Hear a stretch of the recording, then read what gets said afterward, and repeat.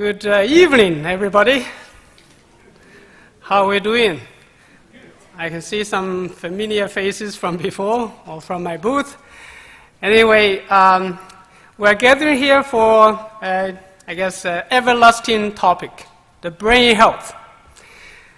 It has been becoming more and more important because the other day I was watching a show and saying Canada is among the developed countries.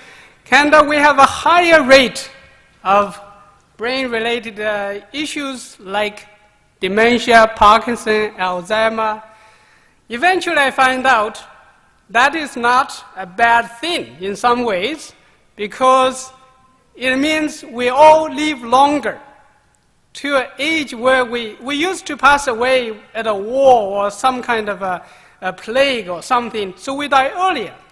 Now we actually age older once you climb over the age of, let's say, 80 or 70 even. 80, between 80 and 85 is a very interesting age range where people have a very high occurrence of all these old age conditions. So since we are all able to live longer, have more longer life, now we are more exposed to the health conditions of an aging process. And that's why we are more and more looking into this subject. Everybody is more concerned about if we age older, what happens to us.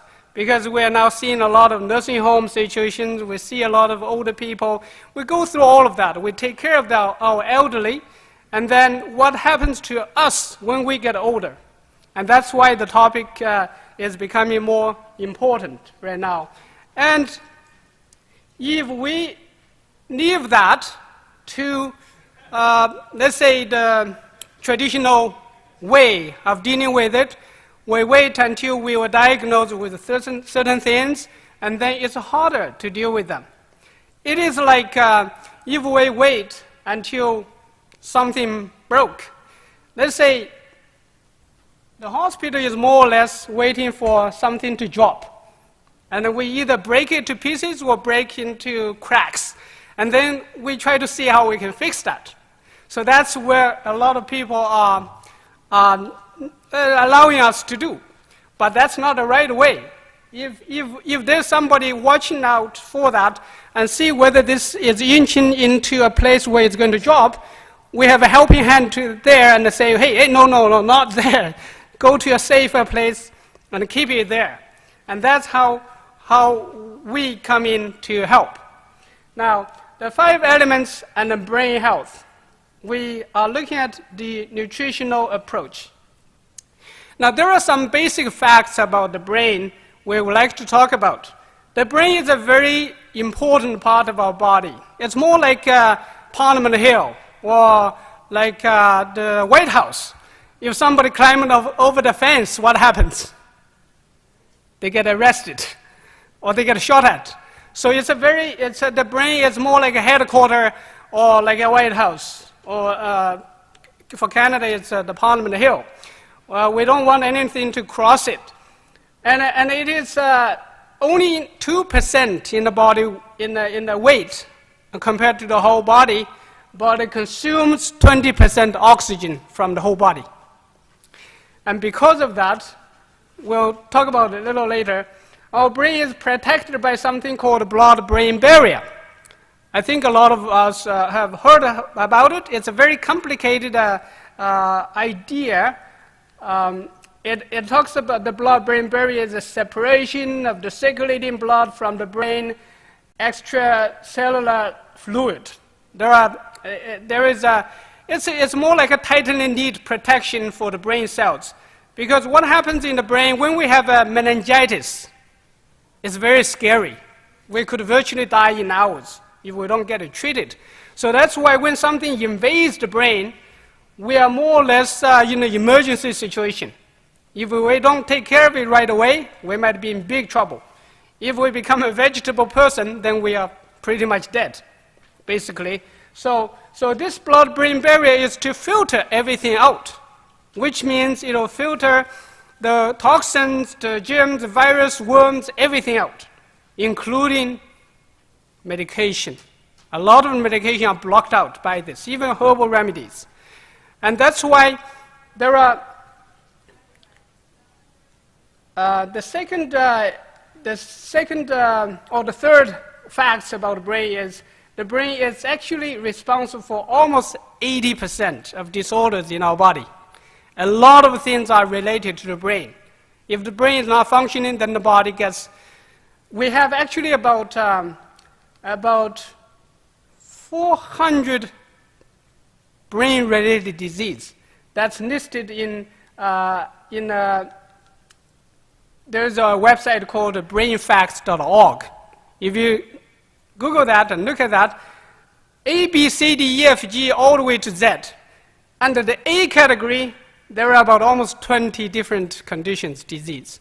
And if you click open any of them, or a lot of them, for example, autism, the bottom one. If you click open, it says there is no cure for autism. And there are many other things like this. A very high percentage of conditions in the brain is deemed incurable by our traditional world. And we all know about that. There are a lot of conditions that's very difficult to treat. It's actually because of this blood-brain barrier. So the blood-brain barrier block out a lot of things, filter out a lot of things, and it's more like a castle. It's a castle built up to protect the brain from attacks from various sources, ways.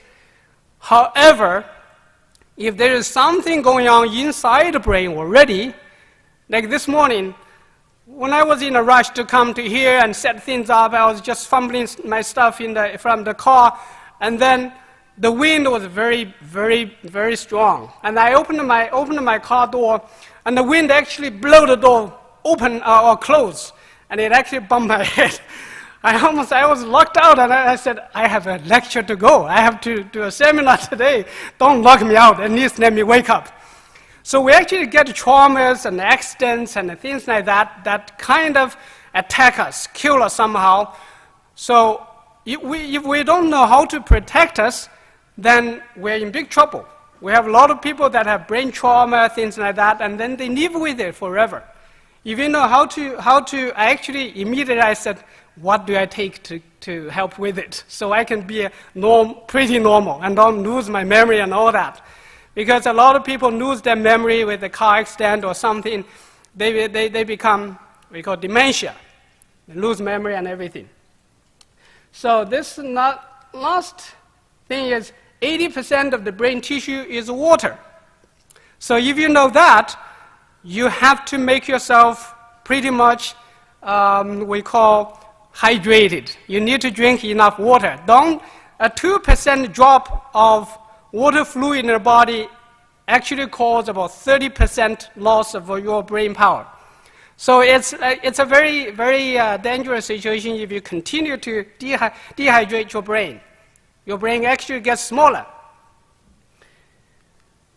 Now, the brain disorders, how many, let's say, yeah, these are all the different disorders.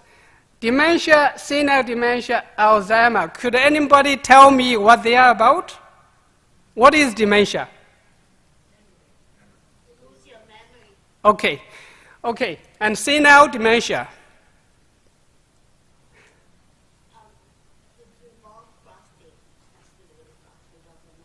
Prostate. Okay. Anyway, senile means old age. Okay. So dementia is not a disease, actually. Dementia is not a disease. It's a description of a set of conditions that are described as having dementia conditions or problems. So that's not, it's actually just a descriptive term to describe this different type of condition like memory loss, cognitive dysfunctions, and mood swings, all of these problems together. It's not a specific disease by itself.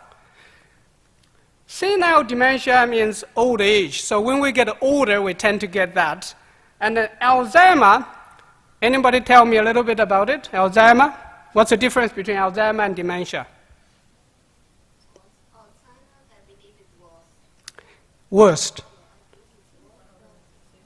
Okay.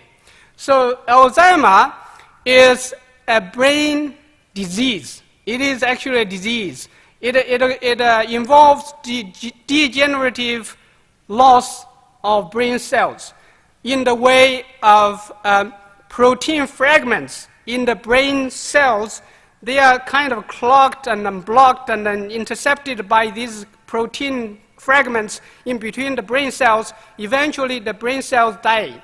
The brain cells lose its function because it's all clotted and tangled up, and then they lose function. It is a disease. It can be very progressive, and it is one part of the dementia, or one of the categories. It belongs to the big umbrella of dementia. So, dementia could be, let's say, happened by a car accident, or when you bump your head on the car door or something.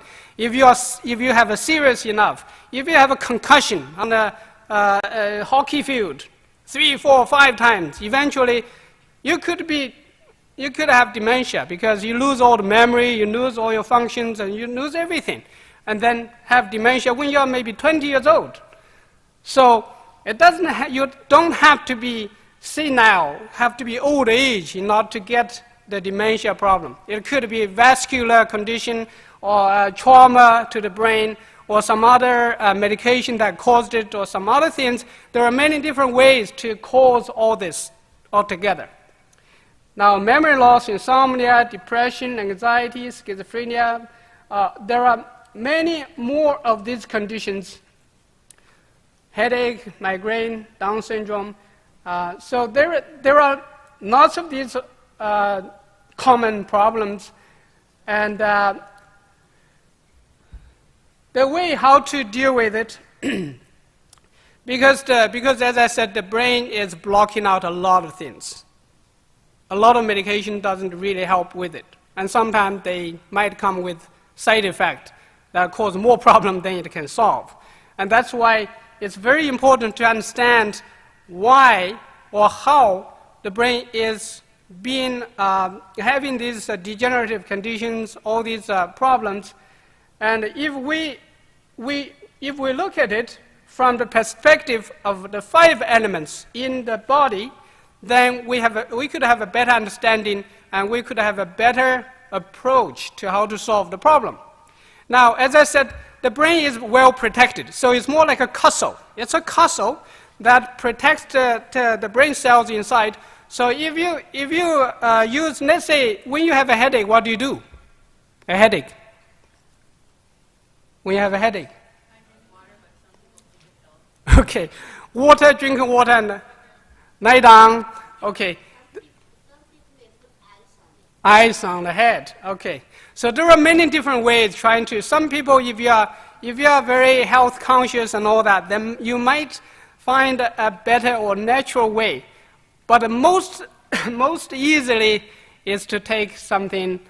What do you take? If you take Advil, right? Advil, Tylenol, whatever you can. Even marijuana, right? Some people do marijuana. It's legal now. And it could be a morphine when it's serious enough. However, as you can see, when you have a sleeping problem, some people take a pill, right? When you have depression, you can take a pill. You have dopamine, you have a Parkinson, you can take a pill. There are many pills for a lot of things. However, if you look very, very closely to the pills, they are not really designed to make your body stronger. They kind of deal with the symptom, pacifiers, help you tide it over, deal with it to get overnight so you can sleep, so sort of. Let's say when the headache is, just take the headache for example. If you have a headache in the head, there are many parts of the head. If the headache is somewhere in the frontal lobe here, it actually could be brewing up from your stomach. If you have stomach heat, that's shooting up, it could be in the frontal lobe. If you have a sinus infection, you can have a headache somewhere here. If you have a headache on top of the head, it's actually, it could be we call a liver fire blazing to the top. It's a liver fire blazing. There are too much heat inside the liver, and it's causing that. And if it's in the back of the head, it's actually usually a kidney weakness. It's not able to power the blood flow to the head, to the brain, and then you have a headache in the back. If it's on the side, you could call it a migraine or something, and it is usually to do with the gallbladder. It's the gallbladder meridian channels on here. Let's say if you have a headache inside the middle of the brain, you don't know where it is, you don't know what is going on, and then you drink water, it doesn't work. You do something else, it doesn't work. And then you have to take something. And take something, this time worked, but other times it doesn't work. When you have a really big headache, you could take in the 3 big pills, and then you need to go to sleep. And then the next morning you wake up, and you wonder why I dropped my glass. Because your finger, one of the finger lost power. And then you slipped and then dropped it. And you say, what happened? Why don't I feel my finger? Why is it numb, tingling, and all that? Then you are surprised. You said, what's going on? I need to find out. So you go to the hospital. You could be doing MRI, CT scan, and everything, right? You check out what's going on with that finger, and you suspect that you might have a stroke. However, when you take all this detailed look and check everything, the report comes back negative. Everything is okay. Okay, now you go back. And then the pain comes and goes, Actually, the first time, it is a mini stroke. It's so mini that the MRI cannot detect it because it's so small. It just affects a very small fraction of the brain tissue that controls that finger. So the next time, you go home and relax, and then there's nothing you could do, and then there is a bigger headache, even bigger than the first one. So you take a bigger Tylenol, bigger something. What happens is, the next morning, you wake up and say, why do I don't feel my leg or hand, or you twist your face and everything is, you're chewing or something. And this time, you're really diagnosed with something called stroke, because there was massive bleeding in the head, and under the cover of something going, eventually something else happened. And that's a lot of fact about our body. We wait until something happens. But if you're smart enough, you might look at that and detect that before it happens. Say, hey, there's something going on in there, and I check my blood, I check this and check that. I find out if I don't do something like this major problem might happen. So instead of waiting for it to happen, you could look at the body, how it works. For example, we talk about the 5 elements and the body. Actually, whenever we have something in the brain happening, any of the brain conditions, actually a lot of times, most of the times, it starts from the body. We call the 5 elements. What are the 5 elements? Anybody? Okay, right there, right? So water, wood, fire, earth, and metal. And they individually stand for kidney for water regulation, liver for the wood, and then the heart is fire, earth is the stomach or spleen, and the metal is the lungs. So the 5 elements are chained together like that. Now, there is a movie about the cell. You know how small a cell is. Cell is almost invisible to the eye. But if you have a small microscope, you can actually go into the cell and look at the very fancy world of the cell. So there's a lot of things. It's very, very complicated. God, you just imagine, you just wonder how wonderful it is that God created us. As small as there's a lot of activities inside the cell. So this whole system is based on the 5 elements. This is actually the genius of the Chinese history of 5,000 years or 10,000 years. They had it from 2, 3, 4,000 years ago. We have this system that works. Let's say the kidney regulates water. So a lot of things, most of the things related to the water relates to the kidney. For example, if you see somebody has a swollen ankle, it's actually kidney weakness. Kidney and spleen, sometimes they work together, but kidney is one of the major contribution of water regulation. They filter the excessive water out of the blood, and that's how you reduce the swollenness. Usually the edema or swollen water retention in the body creep up from the ankle first, and then come up to your calf and thighs, and then you come up to the body. When you climb up to the body, you get fluid in the lungs, fluid in the kidney, fluid in the heart, fluid in the liver, and then we drown. Because when your lungs is packed with water, you can't breathe anymore. Now that's serious, so you don't want that to happen. And the second thing, let's say this kidney again, regulates water. If somebody gets up in the night to go to the washroom too often, could be in the daytime, but nighttime is more typical. If you get up one time, it's a slight weakness, for example. If you get up 2, 3 times, it's getting a little more serious. If you do more and more, 5 times, 6 times, 10 times, then you're pretty much living in the washroom. That's all kidney weakness. Bladder is the kidney meridian. Now, again, the kidney regulates all these things. If you have a knee problem, when you get upstairs and you feel the sore knee, it's a kidney weakness. We call the knee is the second kidney of the body. If you have lower back pain, that's not necessarily a muscle. It's actually a kidney weakness, because we call this the lower back is the house of the kidney. It houses the kidney in there. So if your kidney is weak, give you trouble, you feel uncomfortable, you feel sore, you feel problem there. Now, if you get a headache, dizziness, tinnitus, noise, ringing in the ear, that's also a kidney weakness. So it's not, if you drop a ear drop or something, it's not really going to solve the problem, because the problem is rooted somewhere else. So we call the ear is the opening to the kidney. So any hearing loss, tinnitus, infection, or hearing loss, whatever, it actually relates to the kidney. Now, the eye is the opening to the liver. So if you have difficulty opening eyes in the sunshine, in the bright glare of the snow, you have a liver problem there. So you need to look at the liver more closely. If you have glaucoma, cataracts, and all that, because the liver is not regulating, putting the excessive buildup in the eyes. And then the nose is to where? The nose relates to the lungs.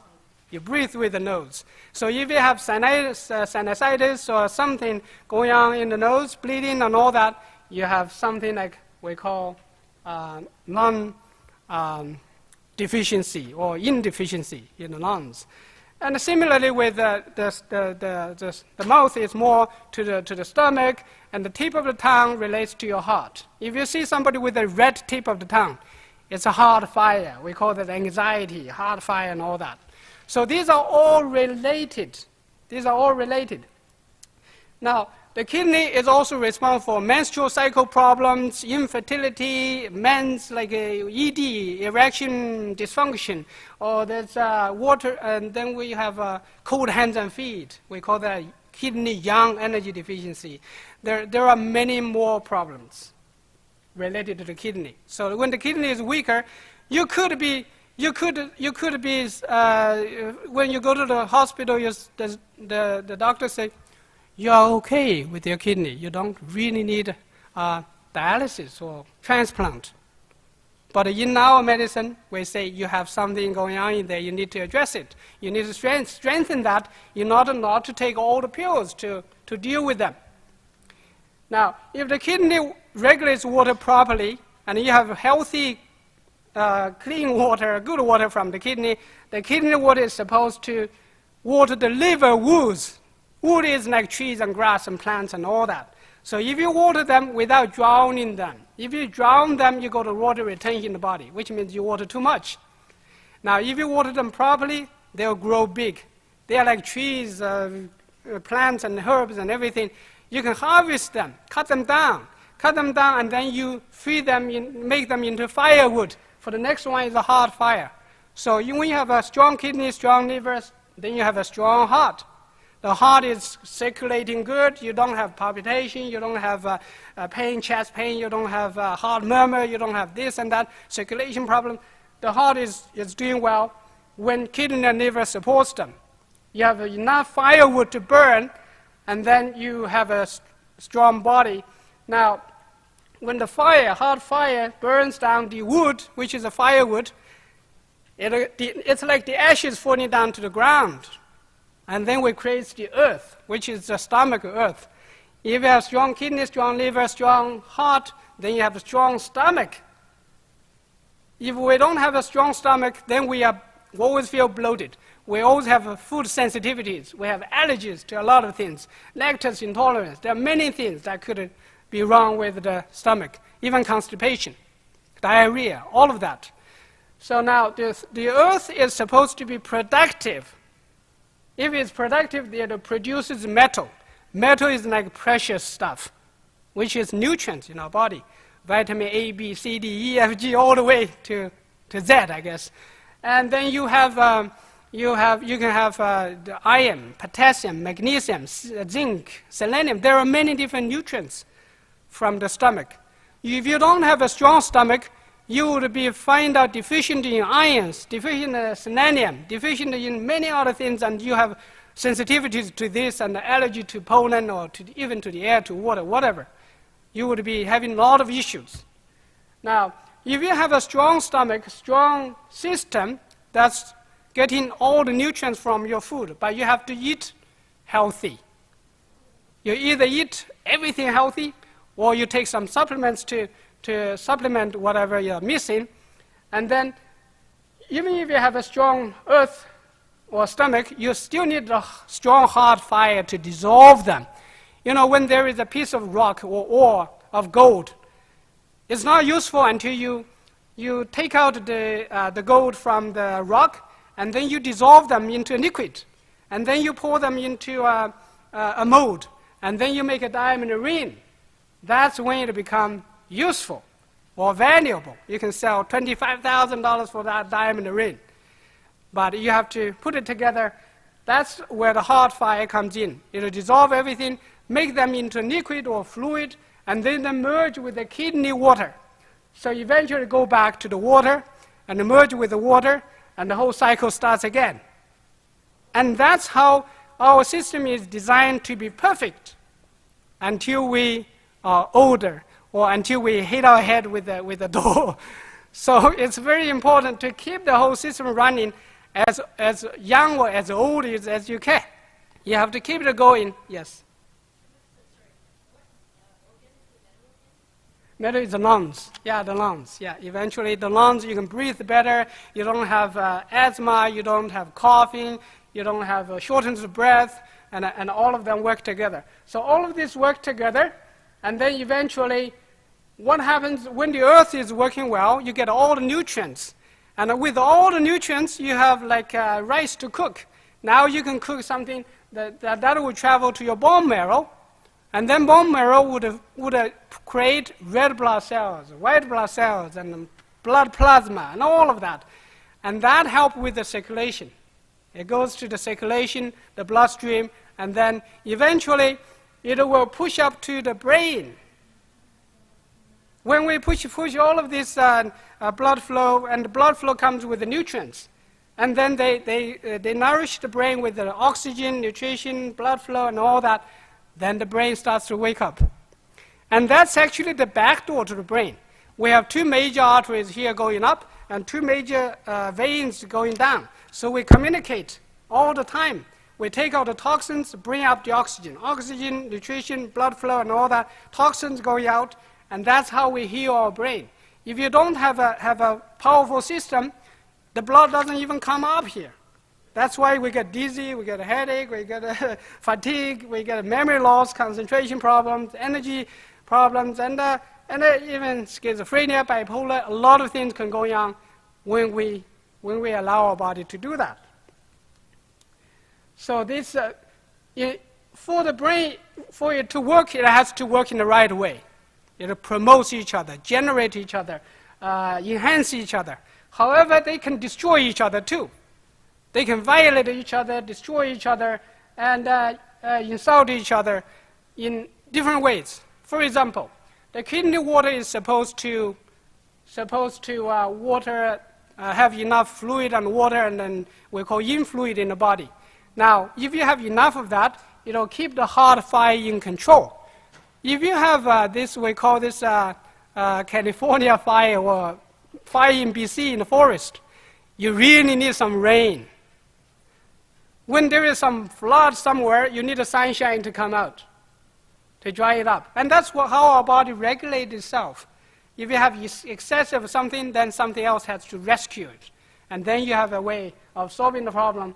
And that's how even the earth with the stomach is the same. Similarly, like the stomach needs bile and digestive enzyme to help to process the food. And the other way around, if you have too much of this, too little of that, then you will have too much problem. So everything is like that. It's controlling each other. It is like when the water comes, you have a bank, which is the earth. The earth controls the river where it goes. If the earth is not strong enough, it will break the bank and flood everything. So that's how the body is like the metal is like a knife, cut the wood, so it control the wood. And then the earth kind of inhabit the mountain, so it control the earth so that it the rain doesn't wash everything away. So it's all like controlling, promoting in harmony like that until we cause some kind of an imbalance.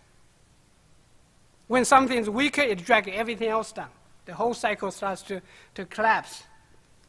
So this is the details about the too much metal overreacts water, and too much water overreacts wood, too much wood overreacts fire. It's like that. So it's like too much wood, you dump onto a fire, you suffocate the fire, there's no more fire. So it's like all the details here. I don't have to go through everything. We don't have enough time to do that. If you want to take a picture, you can, but hurry up. And then this one is a different way of looking at it, because the kidney, liver, they all we were talking about the eyes to the liver, ear to the kidney, and tongue to the heart, and all of that.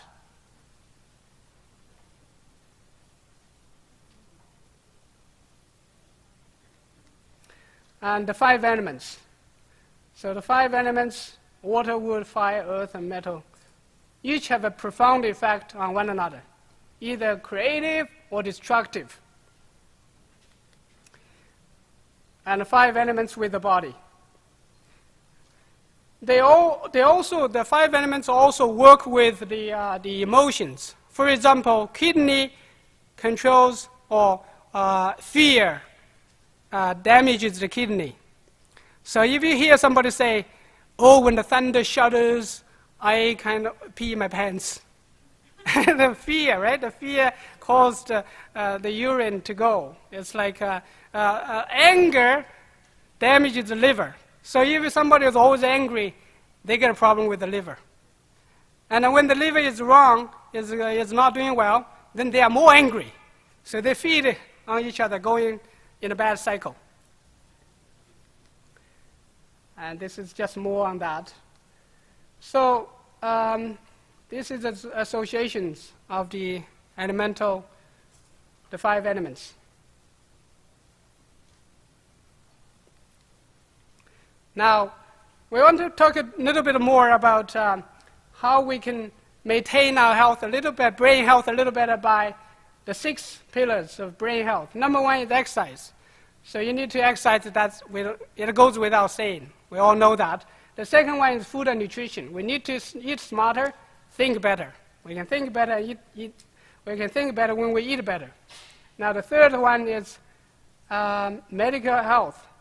So control medical risks You don't wait until you have a problem, pain or something going on in the body, before you do something.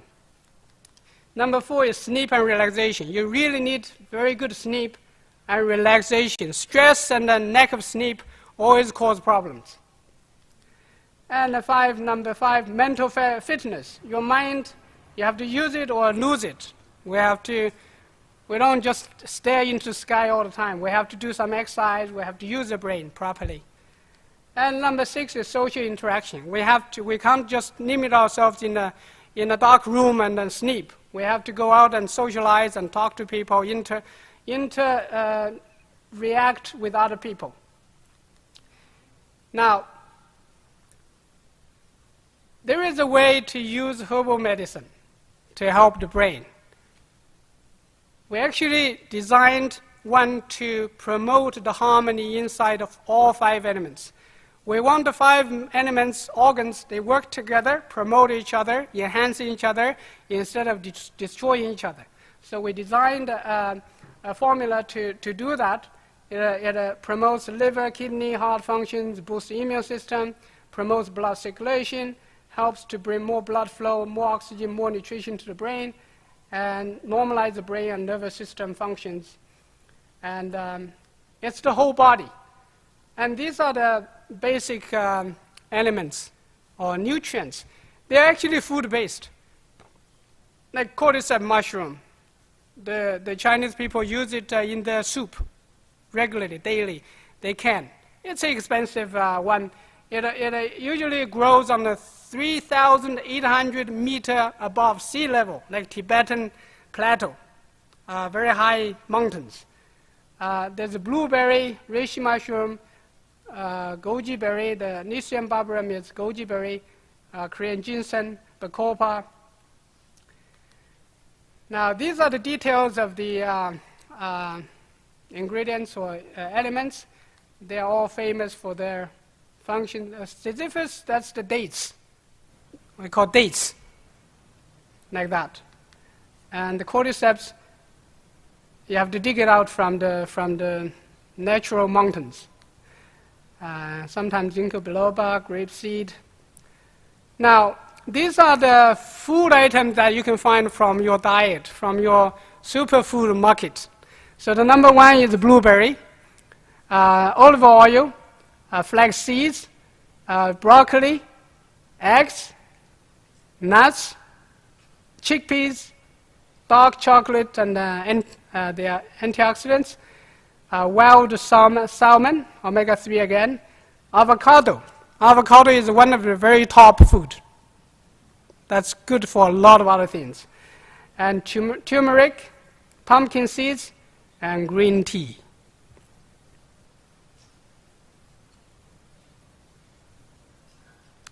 How many of you are regularly eating these things? Good stuff. That's very good. You're smart. Well, there are, okay. So, yeah, this is almost,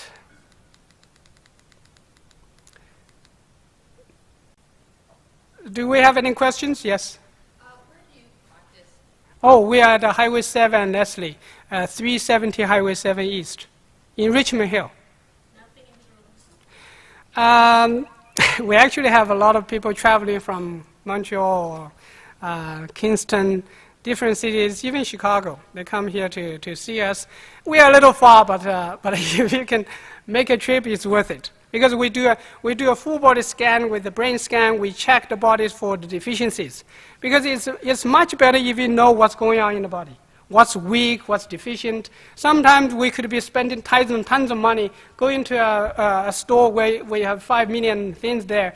And then you pick a lot of things, you have a cabinet of it, but some of them might not be the best for you, or maybe even detrimental. Sometimes if you overtake something that's not necessarily what your body needs at the time, or you think you need, but you already supplemented enough, and then you're overdosing yourself. So it's good to have some kind of a system that would be able to guide you through. We actually sort of like a map out your body. Oh, there is a ditch there, there's a cliff there, there is some kind of river there, you need to cross that with a bridge over there. You do things with a more smarter design, and then you actually spend less money doing that. I was wondering, yourself, what your diet is kind of like, or do you stay away from things like dairy and, I mean, the obvious things, processed foods and meats, but I don't know. Okay. Right. Okay. I'm almost 60. Okay. If you see me playing tennis, I'm playing a tennis match after this from 8 o'clock to 11 o'clock tonight. And I have a big match from the east to west and the east of Toronto. I'm the team leader to play tennis match without age limits against the other side. I'm the men's one. But to make it short, it is very important to keep the 5 elements in good shape, and then you don't have to be so strictly healthy eating. You can actually indulge yourself a little bit if you are healthy. If you are healthy, you can handle almost a lot of things, and your body can deal with some problems. And you can eat some junk food at some times. But if your body allow you to become deficient, then you would develop more and more deficiencies. So it's most important to keep your body strong and healthy that can handle a lot of other things while doing gluten-free and all that. That's important when you definitely need it. But if your body is healthy and strong, you don't have to do it. So the most important thing is to get your body going in the right way. Eating is important. Eating healthy is important. You follow the general guidelines, yes. Well, autoimmunity is also part of the problem. It's still the 5 elements going wrong. When the autoimmunity is basically your own immune system is attacking your good cells, your good tissues, and that's because the immune system cells lost its judgment, and in order to keep those healthy, you need a generally healthy body. So it's the defect body that's allowing that to happen. So in order to, yes.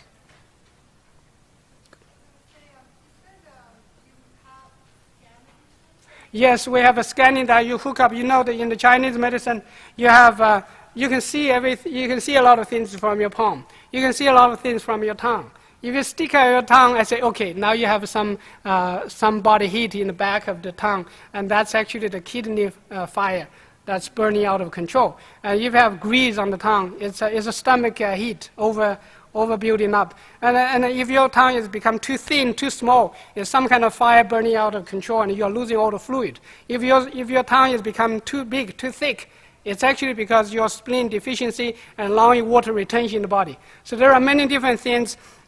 Same thing with your feet, reflexology, with the iridology. There are many things that we can see from our hands and feet and the head and the thing, everything. So we have a system that you can hook up, and then you detect all of that, and then it'll tell you about the thyroid function, your blood flow, your oxygen to the brain, and your nervous system functions, all your organs, and everything in the body. You get a good picture, and you know what to do, and you are well educated.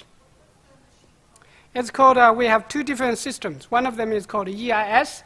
It's called an electro-interstitial scan. It scans the fluid in between the cells and pick up signals. And we have the other one called EPFX, also called Indigo. That one addresses more deeper level, like emotions. For example, if you have, let's say, trauma, the brain is like a CD-ROM. It actually records everything as you go. Sometimes you might have forgot, oh, I have that problem. Sometimes if you were bit by a snake, you might forget it, but most of the time you remember it somehow in the back of your mind, and you're always afraid of going to the woods. If you see something like a rope somewhere lying there, you think it might be a snake. You walk far away, you say, what's that? I don't want to be bit again. So similarly, all the traumas in our body is lying around in our body affecting our behavior. So there are ways to detect that and cut it off. We are more like, with all of that, you're like walking life with kind like 10, 50 different strings attached to a kite in the sky. You watch and you walk and you feel heavy. And that's how our life can be when we feel depressed, when we feel stressed out, because we are always worried about something that happened to us before. Now, with the system like that, we can actually cut the strings attached to the kites and let them fly away. And then you heal your body. You feel, oh, now I feel lighter. I don't feel that problem anymore. You heal yourself emotionally. And the emotions is connected to a lot of disease in our body. Yes? Is the examination expensive? It's what? Expensive? Oh, it's like $150. It's not too bad. Yeah. What two supplements or herbs do you recommend for insomnia? Insomnia, we have this formula for that. Because insomnia is more like a nervous system losing out of control. Your nervous system is weakening, losing out of control. You don't have control over it. When you want to sleep, it doesn't listen to you. So you have to build the body up so that the nerves and the brain cells, they get nourished. They don't feel hungry anymore. Then you can sleep. Yeah. Yes? How, what? Well, you can give me an email address or something. I can send something to you. I have a website. It's called seiji.ca. There is a separate, different presentation like this that you can record it from before. You can watch that in more detail. I'm at booth number 98, if you have the time, and I have products there readily available if you want to buy them. You can actually get a more like a, what do you call it, a good price, of wholesale price or something on it, okay? And it's also on Amazon right now. Okay, I guess my time is up. Thank you very much.